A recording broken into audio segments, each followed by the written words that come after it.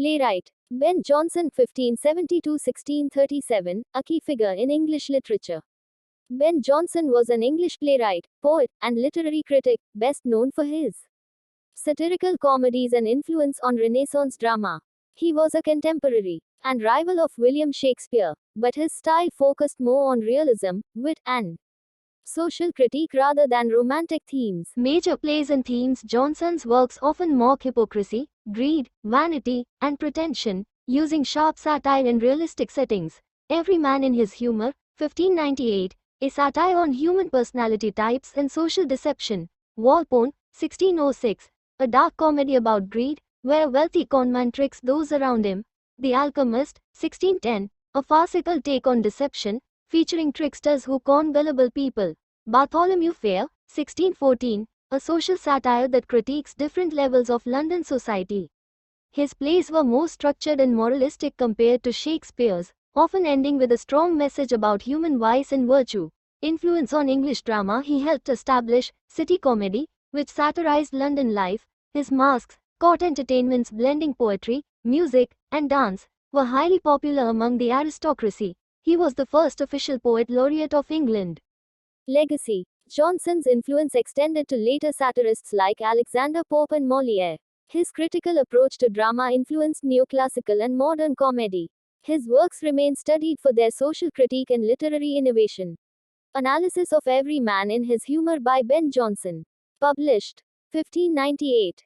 Genre: comedy of humors. Setting: London in the revised 1616 version.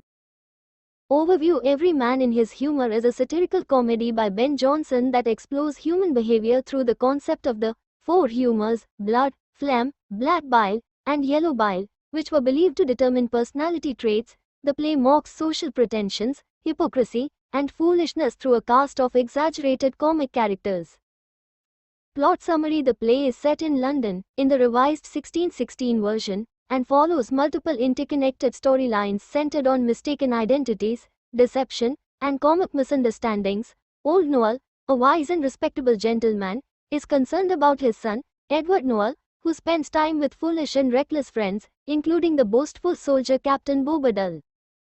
Brainworm, a clever servant, disguises himself multiple times to manipulate events, playing tricks on various characters. Wellbud, a witty and mischievous gentleman, encourages Edward Noel to rebel against his father's authority and have fun in the city. The gullible and pompous Justice Clement ultimately brings all the confused characters together in a courtroom scene, where truth is revealed, and misunderstandings are cleared. By the end, virtue and wisdom are rewarded, while vanity and foolishness are mocked, reflecting Jonson's moralistic humor. Significance. Every Man in His Humor was one of Jonson's first major successes and helped establish comedy of humors, a genre where characters are defined by exaggerated personality traits. The play influenced later satirical comedies and remains an important work in English Renaissance drama.